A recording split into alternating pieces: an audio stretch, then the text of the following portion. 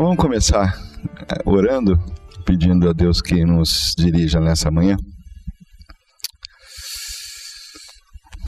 Pai, obrigado que a gente pode chegar aqui, apesar do frio e talvez um pouco da dificuldade que a gente tem de sair da cama num dia como esse, mas te agradecemos pela vida, por esse novo dia, pela certeza de que não há nada que escape do teu olhar e do teu amor, especialmente nós, que somos protegidos, guardados e amados pelo Senhor, escolhidos desde a eternidade. Obrigado pela certeza de que todas as nossas perguntas e todas as nossas dificuldades têm em Jesus Cristo solução. Não necessariamente respostas, mas soluções. E nessa área da sexualidade que está vivendo novamente no ciclo da história da humanidade, um momento tão complicado, nós pedimos que a tua sabedoria venha sobre nós, que o Senhor ilumine nosso entendimento para perceber e principalmente não apenas perceber a tua vontade, a verdade, mas de praticá-la no nosso dia a dia. Eu peço pelas nossas crianças, pelos adolescentes, pelos jovens, pelas novas gerações que estão aí sendo bombardeadas e buscando modelos e referências. Pedimos que o Senhor nos ajude, Senhor, a sermos transparentes, verdadeiros, honestos, como pessoas que também estão buscando respostas, mas que possamos ajudar as novas gerações a buscarem essas respostas no Senhor e na Tua Palavra. Livra-nos de moralismo, livra-nos de dogmatismo, livra-nos de respostas fáceis ou até de não querer pensar nessas coisas. Fazer de conta que elas não existem, elas não estão aí. Mas ajuda-nos a abrir os nossos olhos para enxergar a realidade da nossa vida, as nossas dificuldades, do nosso tempo e ao mesmo tempo juntos buscarmos a iluminação do Senhor na Tua Palavra. Então a gente pede que nessa manhã o Senhor nos ajude na conversa que vamos ter, abrindo a Bíblia, trocando ideias, dá-nos a liberdade que Jesus garantiu para nós nessa manhã. No nome dele é que oramos. Amém. Muito bem. Não sei se vocês acharam estranho o título desse último encontro, dessa última aula, que é Sexualidade. Não sei se vocês perceberam na lista das aulas, essa é a última, e foi de propósito que eu pensei nesse título. E isso tem a ver com Mateus 22, não é o texto que está na tela, e se você está com a Bíblia aí, eu vou pedir para você abrir Mateus 22. Nós vamos ler alguns versículos lá para iniciar a nossa conversa. Mateus 22, versículo 23. Naquele mesmo dia, os saduceus, que dizem que não há ressurreição, aproximaram-se dele com a seguinte questão: Mestre, Moisés disse que se um homem morrer sem deixar filhos, seu irmão deverá casar-se com a viúva e dar-lhe descendência. Deixa eu só abrir um parênteses, isso foi o que aconteceu no caso de Ruth e Noemi. Lembra que Ruth foi para Moabe com o marido dela Elimeleque, os dois filhos Malom e Quilion, e porque havia fome lá na terra dela, que era Belém, de onde ela era, e, aliás, Ruth não, Noemi. Aí quando chegou lá, os filhos se casaram com duas moças moabitas, morreu o marido, morreram os filhos, e Noemi ficou com as duas noras sem descendente.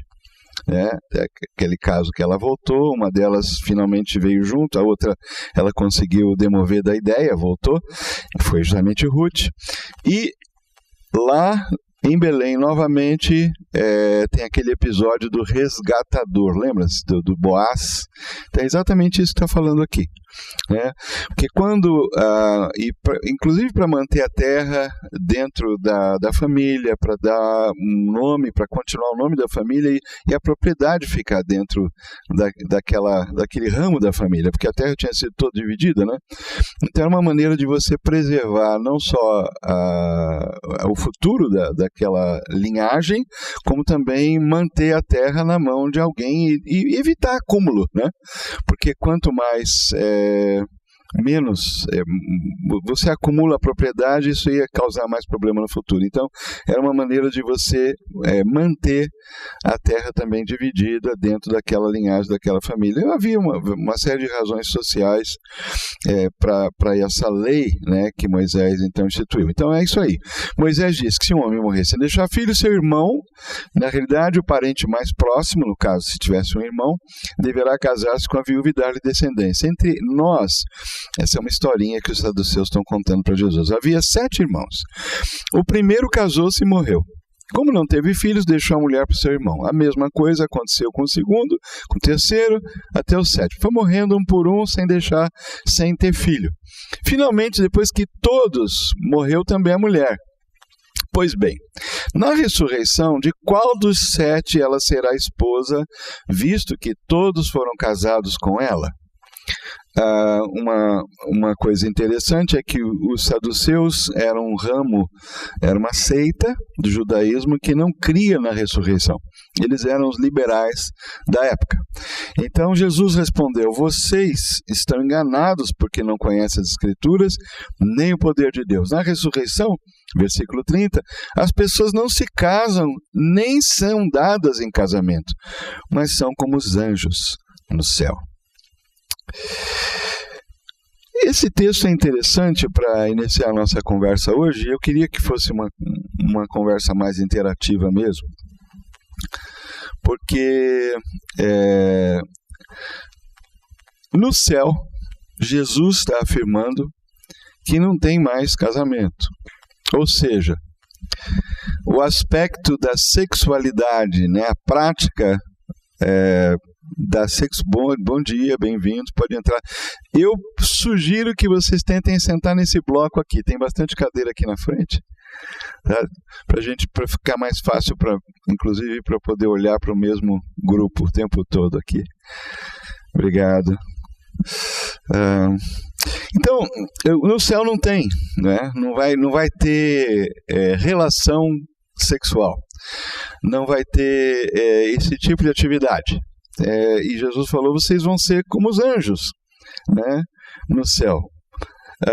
O que justamente dá a entender que os anjos também são seres, nesse sentido, assexuados, ou seja, a sexualidade conforme a gente conhece, né, e existe no ser humano, não é uma realidade, não é algo que é uma característica, não faz parte dos anjos.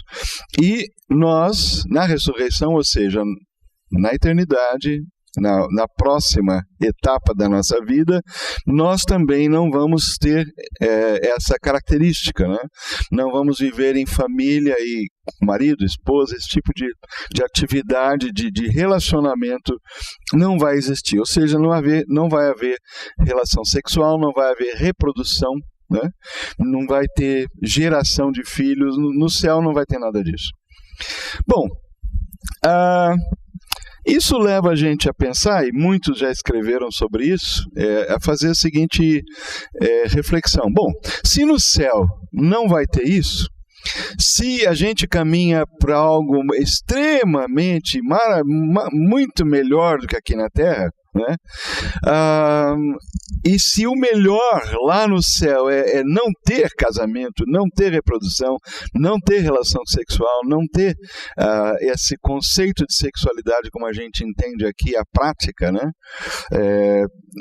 E depois nós vamos chegar lá. Então, na realidade, conforme a gente caminha para uma vida cada vez mais com os valores do céu e próximos do ideal celestial, cada vez menos a sexualidade ou o sexo, como nós o conhecemos e praticamos, vai ficando em segundo plano. Isso é uma reflexão. Se o ideal da eternidade, se o que a gente vai viver lá não tem nada a ver com sexo, como a gente conhece aqui na Terra, então esse é o raciocínio, na medida em que eu vou me santificando, ficando mais espiritual, me aproximando mais da maturidade em Cristo e na medida em que eu estou caminhando para lá, a sexualidade vai se tornando algo cada vez menos importante e vai perdendo o seu valor porque eu vou começar a pensar nas coisas celestiais, mais espirituais. Estão me entendendo? Isso teve elaboração em muitos teólogos e muita gente do passado, gente boa. Em algum momento, eu não vou entrar na história, filosofia, nada disso, mas em algum momento se desenvolveu a ideia de que a carne e o espírito são antagônicos. A carne, eu digo o corpo, né? Que o corpo tem a ver, a matéria é má, e tudo aquilo que pertence ao corpo, à matéria, é sujo, é menos, ou é tingido de algo que não é bom. E que, por outro lado, aquilo que é o espírito, aquilo que, vamos supor, se a gente pensa em espírito no sentido do não material, até o racional, né? O espiritual, aquele lado não material da gente, é por aí que a gente tem que ir. E quanto mais a gente conseguir abafar e dominar, vamos dizer assim, os impulsos do corpo, e quanto mais a gente der assim, vazão e alimentar os impulsos do espírito e da mente, é melhor. Então isso foi um pensamento que se desenvolveu com a história e criou um problema muito grande. Porque, bom, se o corpo é mau, se a matéria é má, e nós estamos vivendo, e o corpo ele está gritando, ele está pedindo, ele tem desejos e tudo mais, como é que eu lido com ele? O que eu faço com a minha sexualidade? Se Deus então quer que eu vá cada vez mais na direção de um desprendimento desses desejos e mais assim um coração voltado para desejos que tem a ver com o céu e com o espiritual, o que eu faço com esses desejos que continuam presentes na minha vida, né? E os processos, vamos dizer assim, fisiológicos, né? O que eu faço? E daí então vem uma série de ensinos e noções que são muito populares e são muito divulgadas, que tendem a relegar então a sexualidade a um plano inferior e a espiritualidade a um plano superior. Algo que gera, no mínimo, um tipo de uma esquizofrenia, né? Dentro de nós, uma divisão, que a gente não sabe como lidar com essas duas coisas, e a gente pode viver a vida inteira sem entender muito bem o espaço e o lugar da sexualidade na nossa vida aqui na Terra, e o que isso tem a ver com o céu. Esse é o objetivo de hoje. Ok? Queria conversar com vocês um pouquinho sobre isso. Tentando ver o que a Bíblia fala sobre isso. Como é que a gente pode entender o propósito de Deus para a sexualidade? Né? Porque, no mínimo, é estranho que Deus tenha feito a gente, como está lá, macho e fêmea, como é a versão antiga, né, da revista, a versão corrigida, macho e fêmea os criou.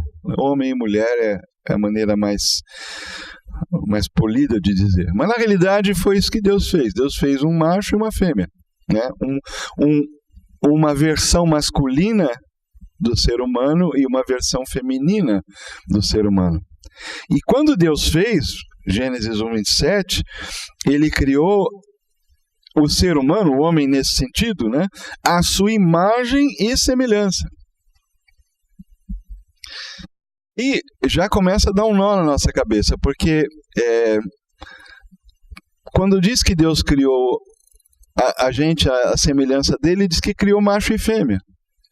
Ou seja, tem algo na sexualidade, ou seja, no fato do masculino e do feminino, que tem a ver com a imagem de Deus, com quem Deus é, como Deus é. Então, no mínimo, a gente tem que se perguntar, mas e isso foi antes do pecado, que aqui o capítulo 1, pecado, a queda do homem veio do capítulo 3, é mais tarde, mas se numa criação perfeita já existia e foi criado dessa forma com o homem e a mulher, o macho e fêmea, a sexualidade presente do primeiro dia da criação no homem e na mulher, e se isso faz parte da imagem de Deus, né? Porque Deus, se ele quisesse fazer um ser assexuado, ele poderia ter feito.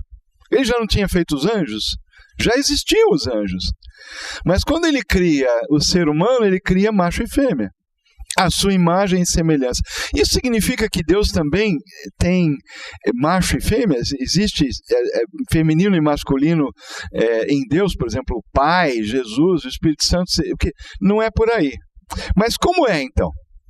O que a sexualidade humana reflete da natureza divina? Por que Deus nos deu isso? Nos fez dessa maneira? Essa é a pergunta.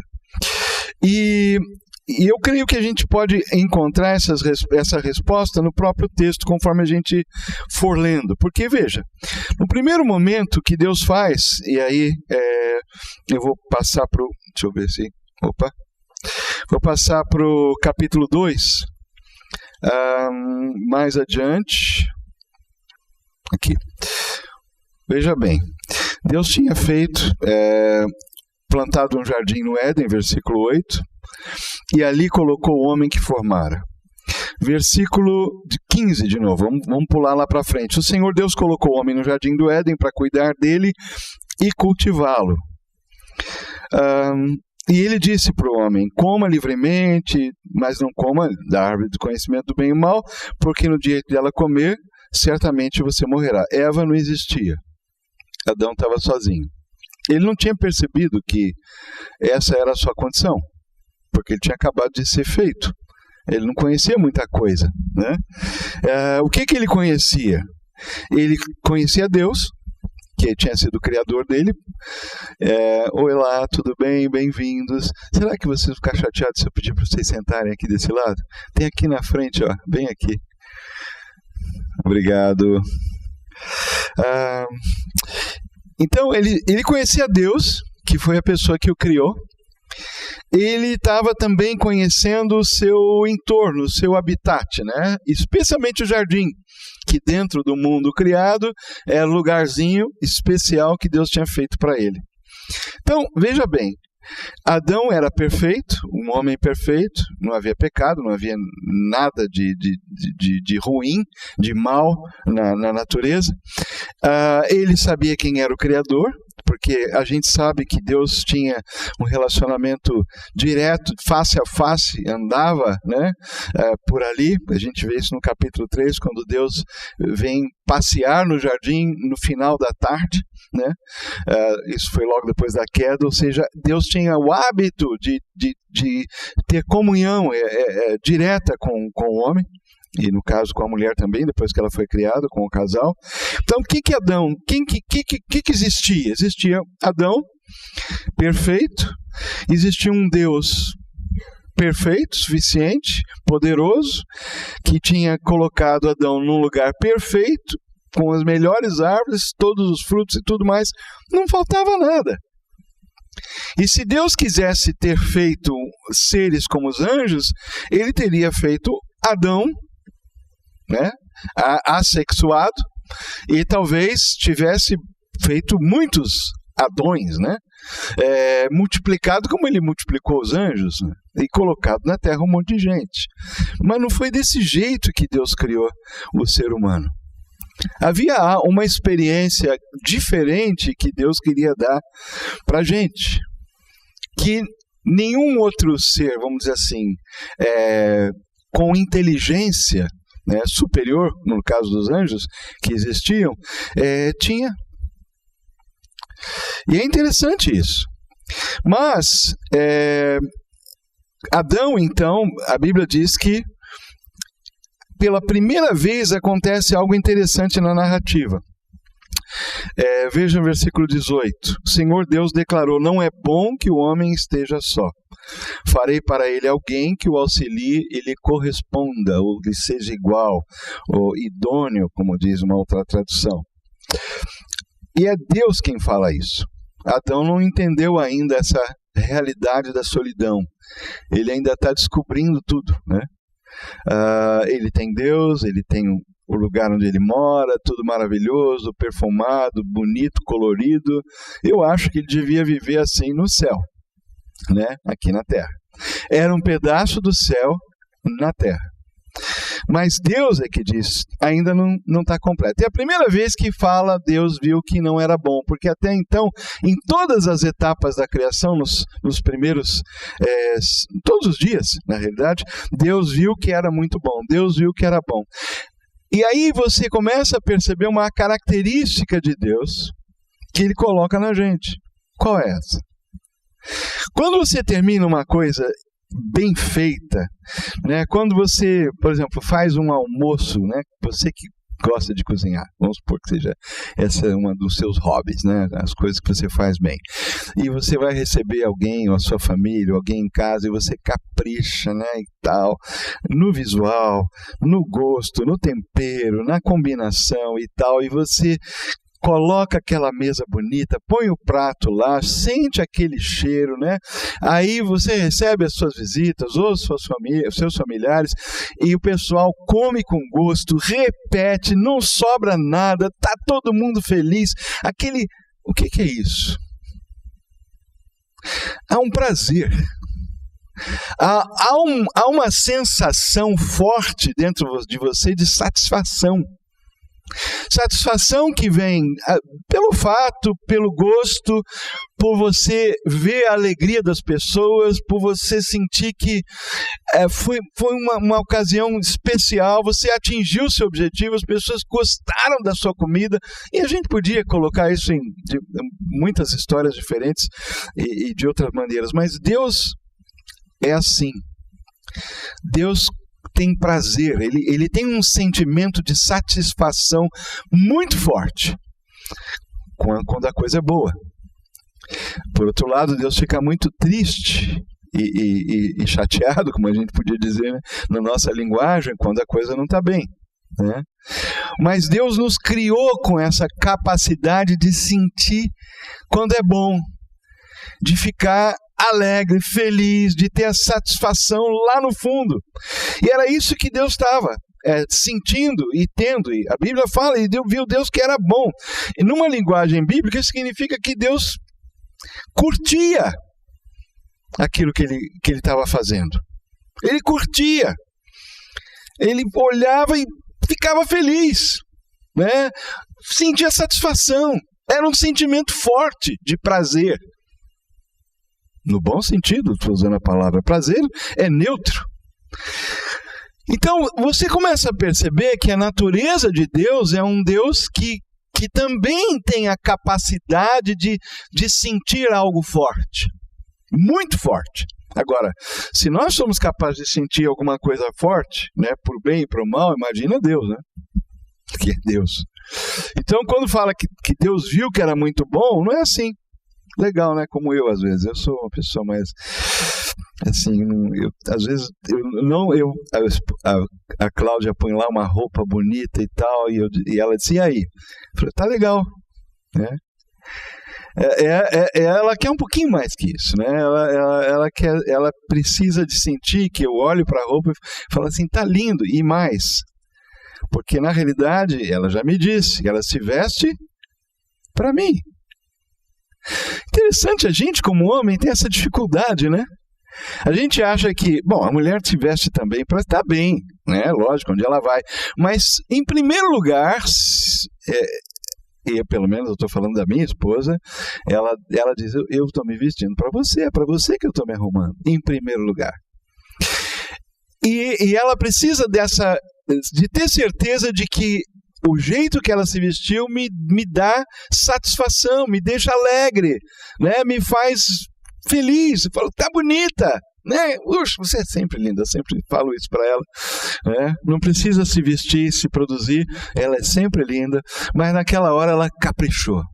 Então essa capacidade vem de Deus. Deus é esse tipo de pessoa. Ele sente muito forte as coisas. E Ele nos fez com essa capacidade. E pela primeira vez Ele diz, não é bom. O que é que não é bom? Não é bom, a solidão não é boa. E aí a gente já começa a ver uma outra característica de Deus. Deus é um ser gregário. E é um mistério da Trindade, né? Pai, Filho e Espírito Santo, né?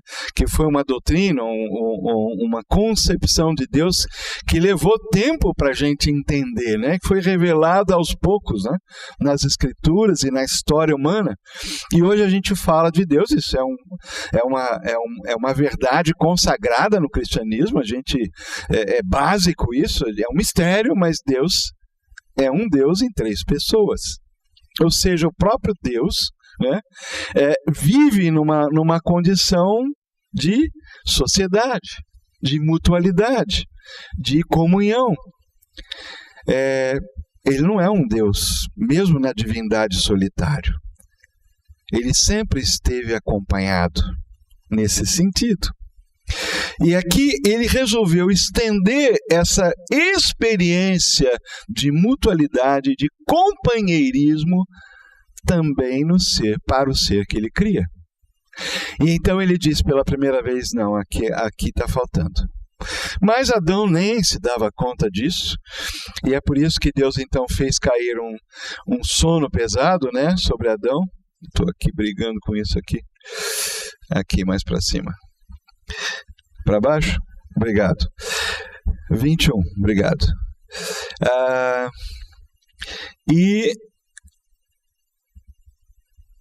a história, então, a narrativa diz que Adão, mas antes disso, Deus mostrou para Adão todos os animais, né? Aquela experiência didática de dar nome aos bois e também aos outros animais, não foi só aos bois, né? E depois, com essa experiência, a Bíblia diz que Adão viu que para o homem não se achava ninguém que lhe correspondesse, não tinha ninguém parecido com ele, né? Tinha pares de todos os animais, e aí ele percebeu, peraí, realmente eu estou só, eu não tenho um amigo, ou uma amiga, ou alguém como eu, todo mundo tem, menos eu. E ele não podia fazer nada por isso, para resolver o problema dele. Deus teve que agir novamente. A Bíblia então narra que Deus faz Adão cair num profundo sono e tira uma de suas costelas, fecha o lugar com carne, e com essa costela que havia tirado do homem, ou seja, da mesma essência, da mesma natureza, da mesma matéria, não foi uma matéria original, no caso de Adão foi, Deus pegou da matéria prima, mas aqui ele pega da matéria que já está elaborada, já foi manufaturada, né? Ele pega uma peça da manufatura original e transforma num ser feminino, diferente de Adão masculino. E quando ele acorda, ele tem essa surpresa e finalmente vê alguém como ele, e é isso que quer dizer o versículo 23, essa sim é osso dos meus ossos e carne da minha carne, ou seja, como eu, finalmente encontrei alguém como eu, né? Que eu não tinha visto ninguém, e ela será chamada mulher. É interessante porque ele deu nome, né? E deu nome à sua esposa também, né? A mulher. Ela será chamada mulher, porque do homem foi tirada. Isso tem um jogo de palavras aí no hebraico, Ish é homem, Ishá é mulher, por isso que aqui é uma poesia hebraica que não traduz no português. Mas era isso que Adão na realidade falou, né? No texto bíblico é uma poesia, é um jogo de palavras aí, para mostrar inclusive que na própria palavra, né, Ish, Ishá, você vê que tem um tirado do outro, é quase a mesma palavra, só o final que muda, e é exatamente essa a ideia original que Deus queria dar para o casamento. Que os dois, e a conclusão está aqui, no versículo 24. Por isso, ou por essa razão, o homem deixará pai e mãe e se unirá à sua mulher, e eles se tornarão uma só carne. Vocês percebem o que está acontecendo aí? Eva foi tirada de Adão. E pelo casamento, os dois se tornam uma só carne. Como assim? E aí é que entra a questão da sexualidade. Porque a sexualidade é muito mais do que simplesmente uma capacidade reprodutiva ou até mesmo sentir prazer. A sexualidade está na própria essência do ser humano. A minha identidade como homem, e aqui nós não vamos entrar no assunto de 2 aulas atrás, né? Mas a minha identidade como homem é caracterizada pela masculinidade. Deus me fez um homem, assim como Ele fez a Cláudia uma mulher. É quem nós somos. Eu não sou outra coisa a não ser um homem. Ela não é outra coisa a não ser mulher.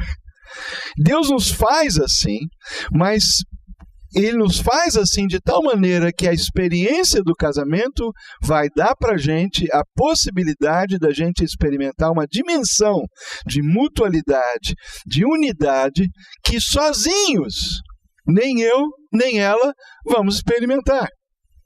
Então a sexualidade tem a ver com muito mais do que simplesmente o ato sexual. É a convivência de corpo, alma e num processo de construir uma unidade, uma mutualidade durante toda a vida, até que a morte os separe. E essa experiência é a experiência mais, vamos dizer assim, profunda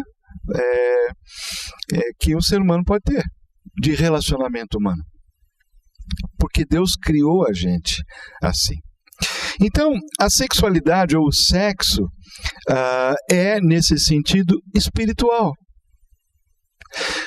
E se a gente, vamos dizer, pensa no sexo ou no ato sexual como algo extremamente prazeroso, então a gente pode também deduzir que não somente este prazer, mas todos os outros prazeres e satisfações e alegrias e sentimentos gostosos que a gente experimenta, e tem muitos, né?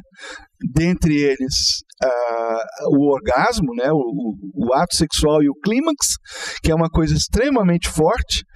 Então a gente pode deduzir que se Deus deu para a gente essa experiência no contexto da vida conjugal e do casamento, significa que a experiência de prazer, de satisfação, de alegria que nós vamos viver na eternidade não tem comparação. Isso simplesmente são maneiras de Deus dizer para a gente que Ele nos criou com a capacidade de sentir o que é bom e sentir o que é ruim. Né, de ter prazer e alegria naquilo que vale a pena ter prazer e alegria, e também com discernimento saber o que não é bom, e isso não nos satisfaz, isso nos entristece, isso nos aborrece, isso nos indigna, né, porque há razões para a gente ficar indignado, triste, isso é um sentimento legítimo também. Então Deus dá para a gente a capacidade agora de viver todos esses sentimentos, entendendo que isso é uma preparação, que isso vamos dizer assim, uma prévia do que nós vamos viver no céu. É interessante quando a gente lê no Apocalipse, não haverá lágrima, não haverá choro, não haverá morte, não haverá doença, não haverá sofrimento. Por quê? Os sentimentos que são relacionados ao pecado ou à consequência do mal, eles não vão mais existir no céu.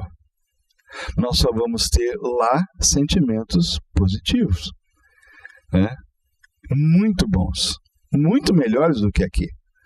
Então, veja, a sexualidade humana, só olhando rapidamente aqui, refletindo nesse texto de Gênesis, já nos indica várias coisas, né? Que, primeiro, Deus quis dar para a gente uma experiência parecida com aquela que ele tem na Trindade, de unidade, de mutualidade, de profunda comunhão. O sexo, no caso da experiência humana, é um aspecto importantíssimo disso. Agora, veja, se você pega a sexualidade e tira desse contexto e considera e lida com ela ou encara a sexualidade simplesmente do ponto de vista biológico, de uma experiência simplesmente física, fora desse contexto, você está tirando da sexualidade a razão dela existir. Do porquê que Deus nos fez seres sexuais, seres masculinos e femininos. Vocês sabiam que tem um livro na Bíblia que exalta o amor conjugal no seu aspecto romântico sexual? Sabiam? O livro de Cantares. Não sei se vocês já leram o livro de Cantares, mas é interessante que durante a história da igreja, inclusive, houve várias tentativas de transformar o livro de Cantares numa metáfora da relação de Deus com o povo de Israel e, mais recentemente, de Cristo com a igreja, tentando tirar do livro de Cantares o que ele é, que é realmente na realidade é como se fosse uma peça teatral, né? Ele é como se fosse como a gente fala assim, uma opereta, né? E é interessante porque tem coral, né? Tem ele, tem ela, tem os personagens todos, mas se você ler o livro de Cantares, você vai ver nele até de uma forma metafórica, né? Porque não é, às vezes, muito explícito, e às vezes a tradução também não ajuda, porque certas expressões no original tinham um sentido mais explícito do que na tradução. Mas aqui você vê, né, a expressão do amor conjugal, do amor erótico, né, nas Escrituras. Exaltando, porque está aqui nas Escrituras, exaltando esse aspecto da experiência humana, né? E trazendo ele a um nível elevadíssimo, né, de valor para Deus, desde que nesse contexto que a gente está falando, sempre no contexto do casamento, né? Outra coisa que eu queria mencionar é Efésios 5, que eu acho que se você tem dúvida, né, se a gente tem dúvida da espiritualidade, da sexualidade conforme Deus criou, essa passagem é incrível. Veja lá, maridos, versículo 25. Ame cada um a sua mulher, assim como Cristo amou a igreja e entregou-se por ela, para santificá-la, tendo-a purificado pelo lavar da água mediante a palavra, para apresentá-la a si mesmo como igreja gloriosa, sem mancha, nem ruga ou coisa semelhante, mas santa e inculpável. Nossa, se todo marido amasse a mulher assim, eu acho que o número de divórcios ia assim diminuir para, sei lá, 0,0000.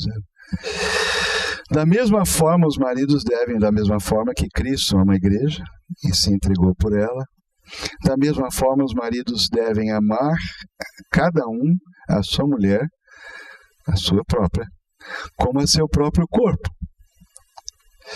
Quem ama a sua mulher, ama a si mesmo.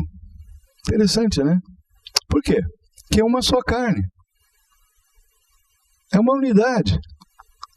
Quando você cuida, ou melhor, aí não está usando o verbo cuidar ainda, quem ama a sua esposa está se amando. Em última análise. Está fazendo bem para si. Além do mais, ninguém jamais odiou o próprio corpo. Claro que não.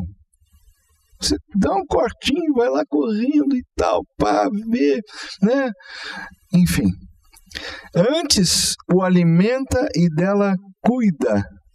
E dele cuida, como também Cristo faz com a igreja, porque somos membros uns do seu corpo. Né? É interessante, né? Esse verbo cuidar aqui, alimentar e cuidar, especialmente o verbo cuidar, também tem o sentido de acariciar, de tratar com carinho. Né? Então, essas são as palavras que Paulo, inspirado por Deus, está dizendo que o marido deve ter como como é que ele deve agir, como é que o seu amor deve ser prático. Ele deve amar, ele deve cuidar, alimentar, não somente do ponto de vista físico, mas emocional, essa ideia do cuidado aí. Como também Cristo faz com a igreja, pois somos membros do seu corpo. E aí ele diz, por essa razão o homem deixará, repetindo aquela frase lá de Gênesis, o seu pai e sua mãe se unirá à sua mulher e os dois se tornarão uma só carne. E aí é a frase que eu queria destacar. Este é um mistério profundo. Refiro-me, porém, a Cristo e à igreja. Portanto, cada um de vocês também ame a sua mulher como a si mesmo, e a mulher trate o marido com todo respeito, porque, não sei se vocês viram na aula do Paulo do domingo passado, a maior necessidade do marido ou do homem é se sentir respeitado, honrado, dignificado. É incrível isso, mas é verdade. A pior coisa para o homem é ouvir da mulher qualquer coisa que o rebaixe. Ela não precisa ir muito longe. Ela aperta esse botãozinho, pronto, já conseguiu. Né? O homem tem a necessidade de se sentir respeitado, honrado, né? e levado a sério. Já a maior necessidade da mulher é se sentir amada no sentido emocional, né? Não somente colocar dinheiro em casa e dinheiro para comprar roupa, pagar escola, supermercado, isso não é obrigação. Mas o que a mulher precisa é sentir que ela é amada de verdade, né? E isso tem que chegar para ela de uma maneira emocional, romântica, né? Que é a dificuldade do homem. O homem é racional, normalmente, não estou dizendo que isso é uma regra, não, mas em geral, o homem, ele elabora mas eu já faço isso, já demonstro de tantas maneiras e tal, mas ela quer ouvir, eu te amo, e hoje eu te amo mais do que ontem. É isso que ela precisa ouvir, e tem que ser verdadeiro, né? É interessante, Deus fez a gente assim, e é por isso que, por causa do pecado, é exatamente nesses dois pontos que a coisa pega. Então, quando no Novo Testamento, quando a gente recebe instrução em relação ao casamento, são esses pontos que são destacados, simplesmente por isso. Não é que os outros não têm valor, não é que o homem também não tem que respeitar. Lógico que se você ama, você vai respeitar, vai honrar, vai dignificar, vai cuidar, vai fazer tudo. Mas assim, o verbo usado é bem interessante, porque é a porta de entrada, né? É aquilo que vai desligar ou vai ligar. Desligar ou vai ligar, é bem aí. Mas eu queria voltar para a questão do mistério. Esse é um mistério profundo. Porém, refiro-me a Cristo e a igreja. Ele tinha acabado de falar dos dois, homem e mulher, uma só carne. Esse é um mistério profundo. Então a gente fica assim na dúvida. Peraí, mas está falando do casamento ou está falando de Cristo e da igreja? Está falando dos dois. Dos dois. Porque a vida conjugal, ela é profundamente espiritual.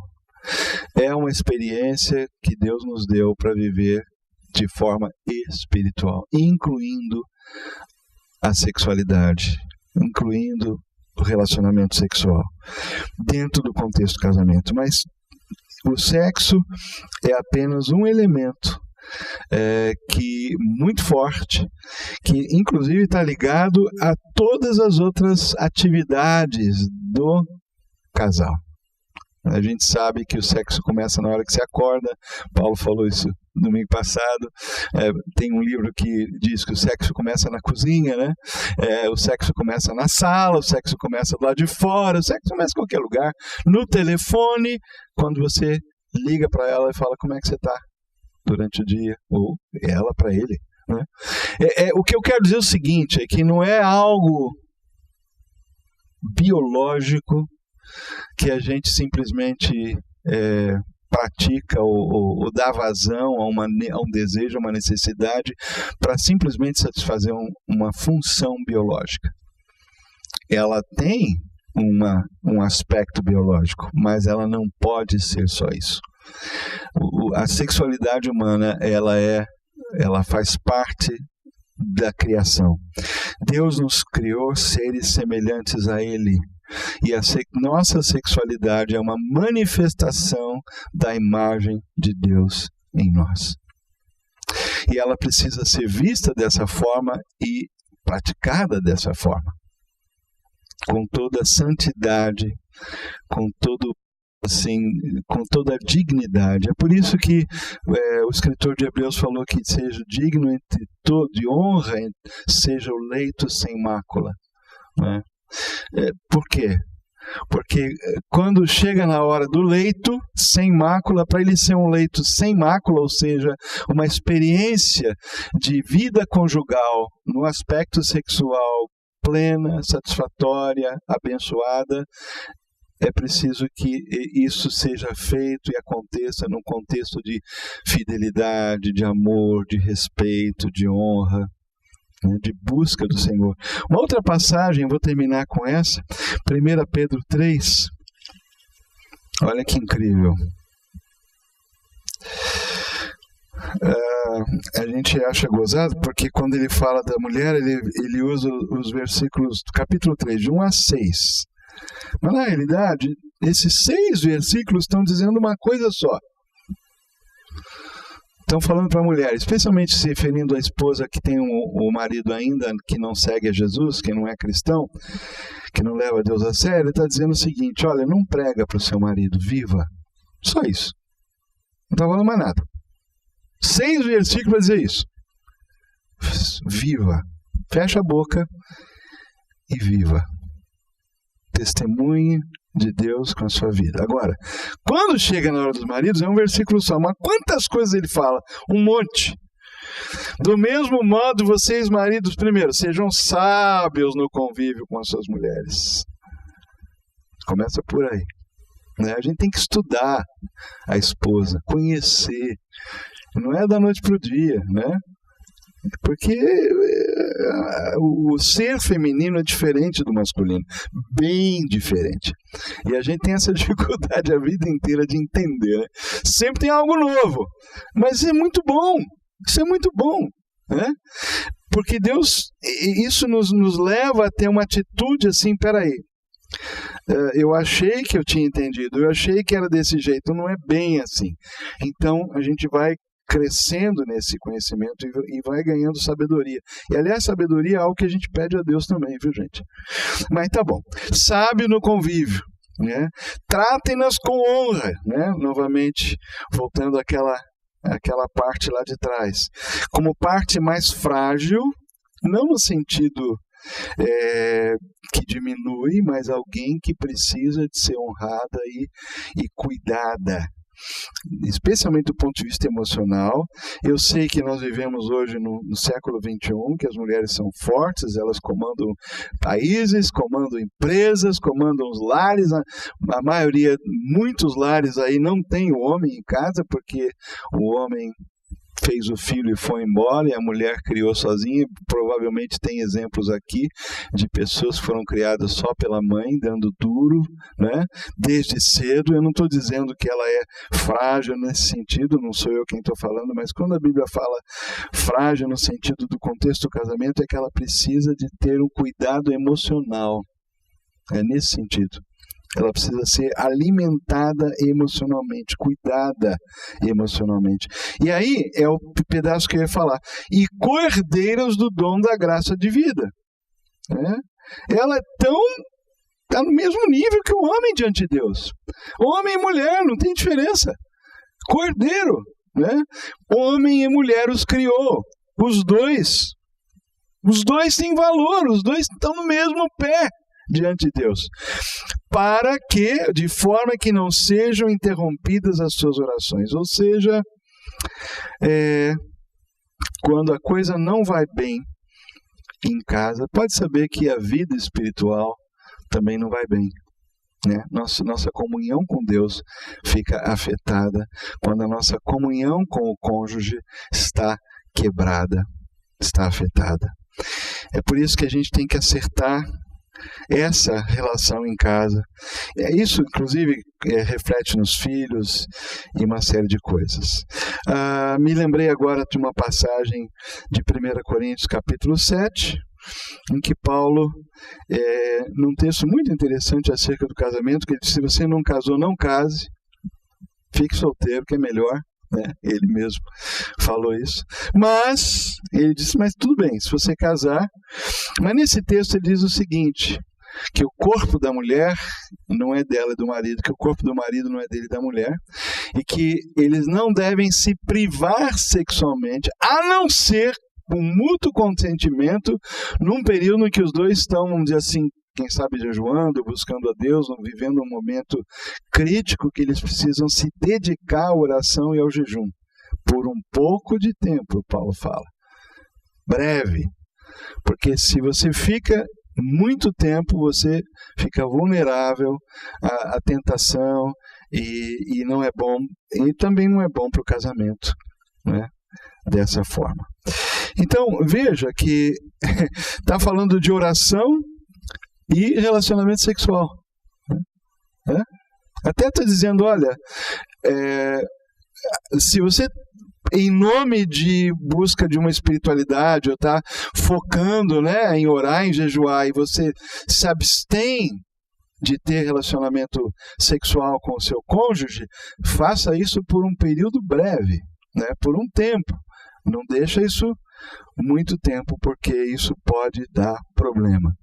Ou seja, a sexualidade, ela é espiritual.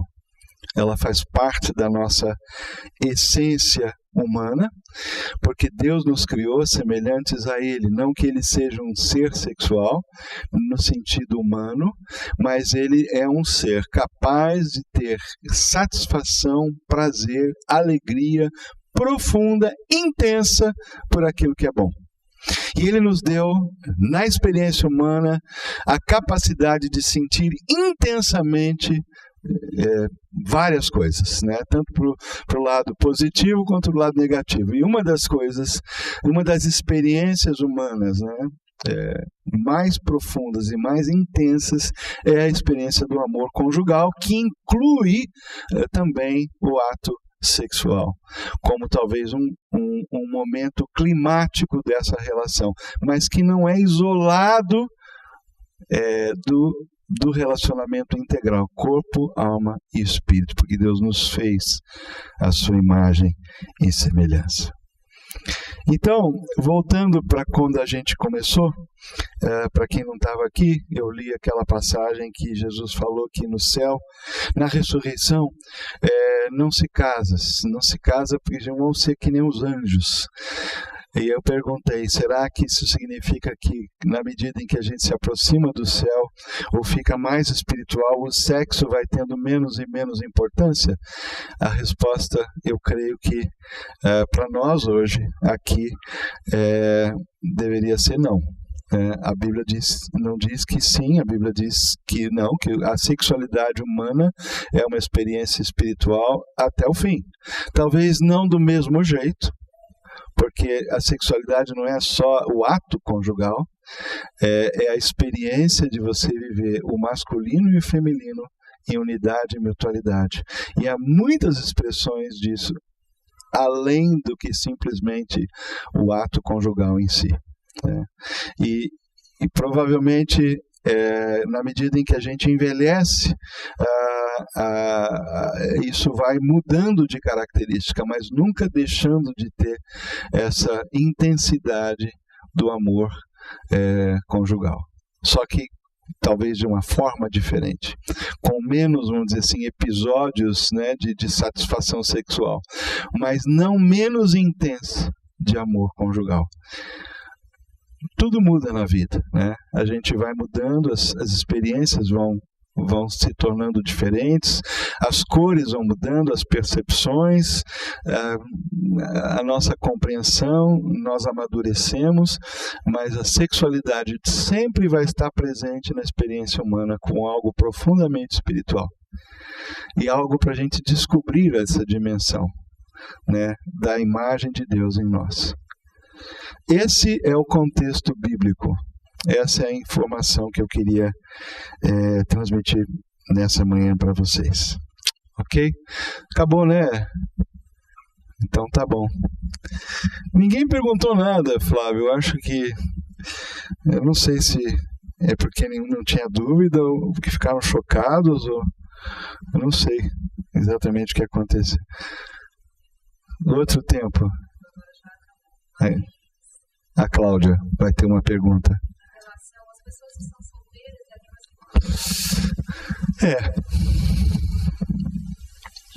solteiras. Quanto tempo temos? 1 minuto?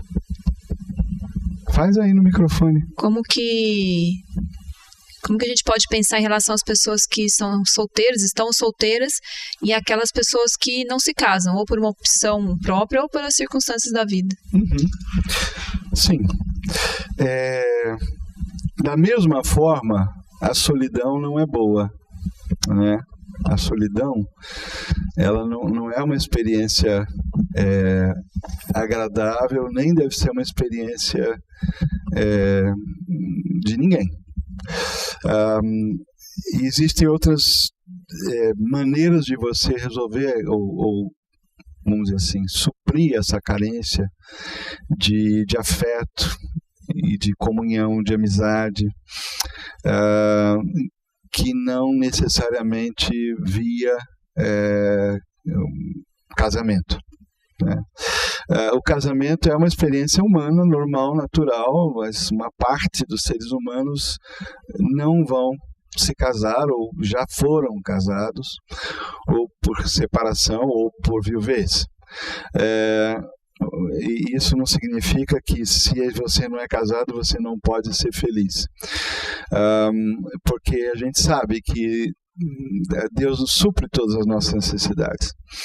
E Ele supre a necessidade não necessariamente de você satisfazer o seu desejo sexual com sua esposa, com o seu marido, quando você não tem, né? Mas Deus vai ajudar você a lidar com a solidão, né? De uma maneira que seja digna, honrosa, profunda, boa, que agrada a Deus, que glorifica o nome dele. E aí é que eu vejo o papel da gente desenvolver na comunidade dos cristãos relacionamentos de amizade profunda, né, de companheirismo profundo. Hoje a gente vê isso com uma certa preocupação, porque, por exemplo, se você tem um amigo homem, né, dependendo do tipo de amizade, isso pode ser questionado, né? Poxa, espera aí, mas 2 homens são tão amigos, né? Falam toda hora, compartilham e tal, e isso pode ser visto de uma maneira estranha. Ou 2 mulheres, né? Especialmente, eu estou falando agora no meio cristão, e também no mundo, já pode ser interpretado de uma outra forma. A própria amizade que Davi teve com Jonatas, que foi um amigão e que o protegeu e estava lá para ele a qualquer hora, a qualquer momento e defendia. Enfim, alguém que foi especialíssimo na vida de Davi, num período muito crítico da vida dele, vários anos, né? Então, eu acho que nós não podemos pensar que só o casamento é a experiência que, vamos dizer assim, que dá para a gente essa satisfação maior da vida. Porque, obviamente, Deus permite ou até dá para algumas pessoas a capacidade de viverem bem sozinhas, no sentido de sem companhia conjugal, né, no casamento. E são pessoas que vivem bem, são felizes e aprendem a viver dessa forma e lidam com a sua sexualidade, com os desejos naturais que têm, de uma maneira que agrada a Deus e que aprende a viver assim. Então eu acho que a gente não pode também, eu estou falando aqui do casamento, da sexualidade nesse aspecto do casamento, né? Mas você fez a pergunta que procede, né? Porque uma boa parte das pessoas não estão acompanhadas de marido ou de esposa, mas nem por isso elas devem ou precisam ser pessoas solitárias, que se sentem menos. Eu acho que elas vão ter, essas pessoas têm um desafio muito especial, né? Um desafio difícil, né? Vão ser muito tentadas, mas os casados também são. Então, nesse sentido, não vejo muita diferença, mas elas vão ter que descobrir na graça de Deus e na pessoa de Deus e também nos amigos e nos irmãos em Cristo, obterem essa dimensão de companheirismo que talvez seja tão profundo e tão sublime e tão especial que um casamento seria, com exceção da experiência da relação sexual. Essa é uma experiência que fica fora de qualquer outra experiência humana de amizade ou de companheirismo, a não ser o casamento. Então, é isso, né? Mas a expressão da feminilidade ou da masculinidade, ela não precisa se restringir só ao casamento. Ela se manifesta também nos relacionamentos de amizade, né? Você vê 3, 4, 5 mulheres conversando, é uma conversa feminina, né? O jeito que as mulheres, a empatia, enfim, é algo muito especial. Às vezes eu fico olhando de fora assim, eu fico impressionado, né? Porque eu sou diferente. Eu sou um homem. A conversa, você põe um grupo de homens conversando, né? Eu acho que a mulher olhando de fora deve achar assim muito esquisito, né? Porque é uma característica diferente. Então a gente não deixa de ser homem, não deixa de ser mulher, e a gente tem sim relacionamentos significativos, gostosos, profundos, que suprem essa carência nossa que justamente a solidão, né? Mas fica fora desses relacionamentos e dessa experiência a relação sexual, porque essa foi reservada especificamente para o casamento. Gostaria de ter mais tempo, mas nosso tempo acabou, ok? Então tá.